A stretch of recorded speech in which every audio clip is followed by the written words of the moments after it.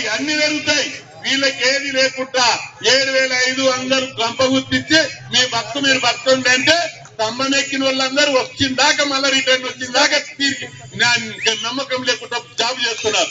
అందుకే నేను చివరిగా అందరికి వార్నింగ్ ఇస్తున్నాను. ఈ ప్రభుత్వం లోపల విద్యుత్ సంస్థ లోపల మొత్తం ఉద్యోగులను అవుట్ సోర్సింగ్ అనేది మీరు పెట్టుకున్న పదం అది. మేము మమ్మల్ని కాంట్రాక్ట్ అన్నా అవుట్ సోర్సింగ్ అన్నా మేము అవుట్ సోర్సింగ్ అనే పదం వాడలేదు అనేది కాదు ఇక్కడ ముఖ్యం. వీళ్ళందరి యొక్క వృత్తి ఆ విధంగా చేసుకుంటూ వచ్చారు. మీరు పెట్టుకున్న పదాలు contract, out sourcing, daily wage, NMR ఎన్ని కేటగిరీలు ఉన్నా వాళ్ళందరినీ పర్మనెంట్ చేయాల్సినటువంటి బాధ్యత తప్పనిసరి ప్రభుత్వం మీద ఉంది. ముఖ్యమంత్రి గారి దృష్టికి తీసుకెళ్తాను మేము. అదేవిధంగా ఎలక్ట్రిసిటీ డిపార్ట్మెంట్ వాళ్ళు ముఖ్యమంత్రిని చూడండి గదగదలు ఆడుకుంటూ చేతులు అనుకుంటా చెప్పకపోతే తర్వాత నీకు చెప్పవలసి వస్తుంది. అక్కడ గదగదాడితే ఇక్కడ నీ పని కూడా అవుతారని చెప్పి యాజమాన్యాన్ని హెచ్చరిస్తున్నాం. యాజమాన్యం సరైనటువంటి విధంగా ప్రభుత్వ దృష్టికి రాకపోతేనే అది ఇబ్బందిలో ఉంటుంది. కాబట్టి మీరు పడ్డ కష్టానికి మీరు పడ్డ ఒకే ఒక కష్టంతో మీకు వేరే ప్రయత్నం చేస్తే మంచి మంచి ఉద్యోగాలు కూడా వచ్చేది మీకు అందరికి. కానీ ఏమంటే ఇన్ని రోజులు చేసినా ఈ పది రాకపోతే రేపన్నా పర్మనెంట్ అవుతుంది అని ఆశ.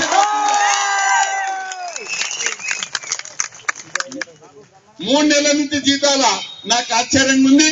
మీ ప్రెసిడెంట్ గారు ఇప్పుడే చెప్పారు 6 నెలలు 3 నెలల నుంచి రాలేదన్నారు. తప్పనిసరి మీ జీతాలు వచ్చేటట్టుగా చర్యలు తీసుకుంటామని ఇచ్చే జీతాల నుంచి కూడా 1000 రూపాయలు రిటర్న్ చేయాలంట. ఇంకా రకరకాలు తీసేస్తాము పెడతాం. తీసుడు మాత్రం ఉండదు, పెడితే పెట్టుకో గాని తీసేస్తే మీరు ఎవరన్నా తీసేస్తే నా దగ్గరికి రండి. ఎంకైనా మీ నాయకులు సాయిలు శ్రీధర్ గౌడ్ ఉన్నారు, వాళ్ళని తీసేసే ప్రోగ్రాం పెట్టానని చెప్పి మీ అందరికీ 10 చేస్తే పర్మనెంట్ టైం వచ్చిందని చెప్పి లంచాలు తీసుకుంటే 2 లక్షలు 3 లక్షలు తీసుకొని కింద మీ జీవితాలతో తిరగాడం వెళ్తే రాళ్లతో కొట్టే రోజులు వస్తాయని చెప్పి అధికారులను హెచ్చరిస్తున్నారు. అందుకే మీరు ఎవరినొక్కరిని మీ మీద తీసేసిన ఈ వాళ్ళ ఎలాంటి కష్టం వచ్చినా మీరు తప్పనిసరి మీ సంఘం దృష్టికి తెచ్చినా మా దృష్టికి తెచ్చినా మీకు పూర్తి అండగా ఉంటామని చెప్పి మీ అందరికీ నేను గుర్తు చేస్తూ, మీరు మిమ్మల్ని పర్మనెంట్ చేస్తుంటే ఏ సంఘం గాని ఏ యూనివర్సిటీ విద్యార్థులు మీకు అభ్యంతరం చెప్తలేరు.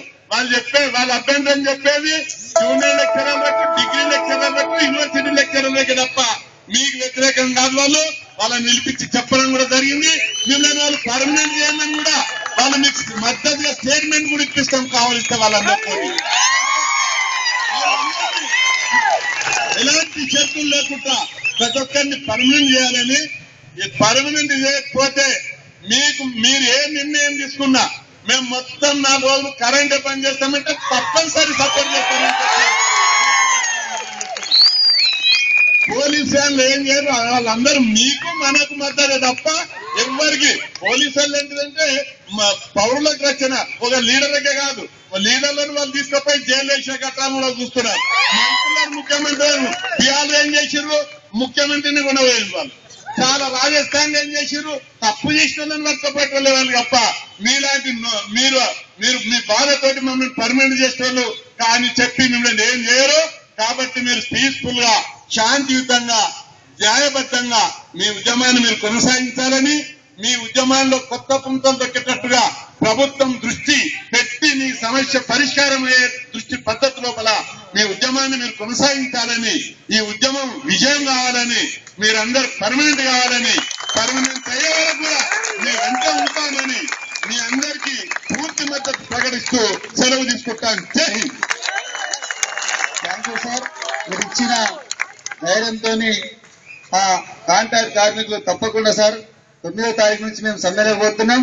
మీ సహాయ సహకారం అన్ని తీసుకొని మేము ఏ విధంగా ముందుకు పోవాలో నిర్ణయించి మీ దగ్గరకు వచ్చి టోటల్ అన్ని డిస్కస్ చేసి మేము ముందుకు పోతామని కోరుతూ మాకు పెద్ద ధైర్యం ఇచ్చినందుకు మరొకసారి కార్మికులందరూ సార్కు